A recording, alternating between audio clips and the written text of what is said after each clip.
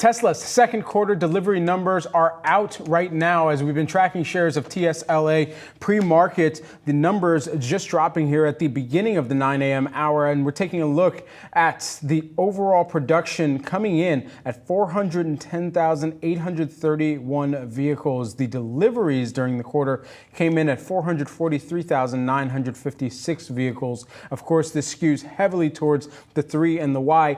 Interesting within this report here from Tesla, as the company typically breaks out the Model 3 and Y differing from the S and the X, it now seems that they're compounding as well, or combining the S, X, and Cybertruck perhaps within the other models delivery line here, where that ultimately accounted for about 24,255 vehicles produced. So unclear what the breakout is for the S, the X, and then the Cybertruck. But of course, it still is largely a company that is really hinging on that continued production and delivery of the mass market Model 3 and the SUV Y. Yeah, that's exactly right, Brad. Just to kind of look at what we're seeing in the stock here, it's up over 4%, erasing some of the lows from earlier in the pre-market here and erasing that decline off of these numbers, coming in slightly better than anticipated. Again, the deliveries coming in at 443,956. The estimate was 439,302. So just a bit of a beat there when it comes to those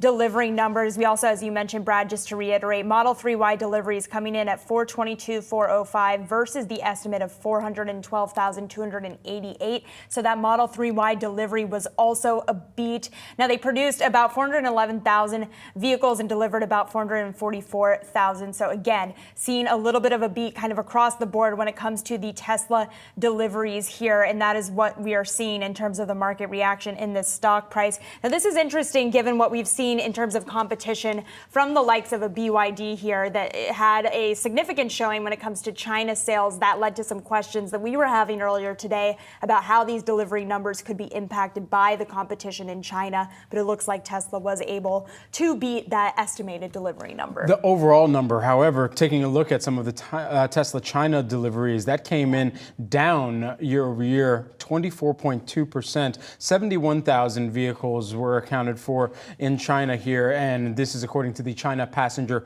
Car Association, known in your hood as the CPCA, and they ultimately reported that in the first half of the year, Tesla China sold 426,623 vehicles. That's down 10.47%. And so ultimately the deliveries down 24%, the sales down about 10%, 10.5% in that region. But it comes back to that competition that you were mentioning, Maddie, where you've got BYD, where we also had some of the figures that came out yesterday from Li Auto, from NIO. And so all of these things considered, it's going to be a tough road ahead for all of these manufacturers to make sure that they have the not only best vehicle in the market, but also how it's a different playing ground where some of the nationally grown companies have also received certain subsidies for customers to be able to tap to once they're ready to make those purchases. Yeah, Brad, and it's a great point because we're entering a season of a lot of catalysts for Tesla in particular. You've got your earnings coming up Tuesday, July 23rd.